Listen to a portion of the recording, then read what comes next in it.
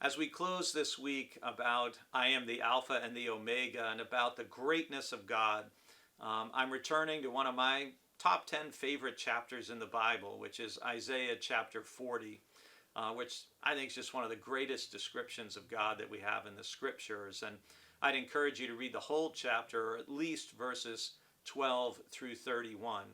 And the verse I've selected for the day is verse 18, which is, "To whom then will you liken God?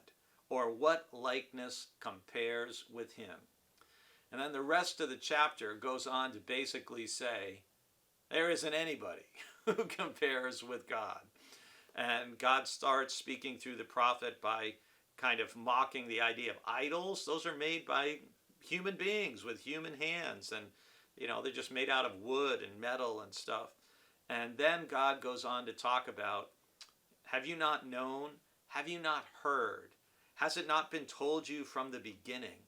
Have you not understood from the foundations of the earth? And then it talks about how God sits above the circle of the earth and how its inhabitants are like grasshoppers because God is so great.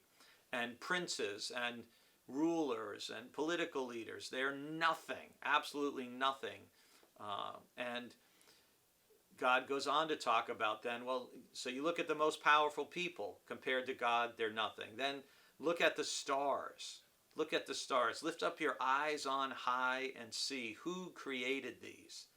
And the day that I'm filming this, there's going to be 5 planets lining up in the western sky just after sunset in the dark. And you just look at that, and it's amazing. Who put all of these into place? And that's God. And then God goes on to say that the Lord is the everlasting God, the creator of the ends of the earth. He does not faint or grow weary. His understanding is unsearchable.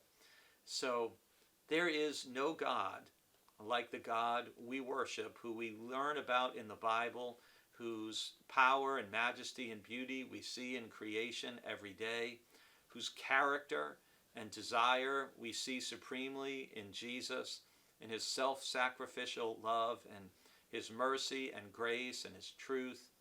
And so, to whom then will you liken God? There is nobody and no thing that deserves our worship and our allegiance like the God of the universe, who created everything that we see every day, and the God who is so vast that the earth and its inhabitants look like grasshoppers, and yet we believe that same God knows you and knows me intimately. God knows our name. God knew when we were formed in our mother's womb and will be with us till we take our final breath. There is no one like God. So as you go about your day, as you see the spring unfolding, think about the beauty and the vastness of God, the greatness of God, and to think that that great God loves and cares for you.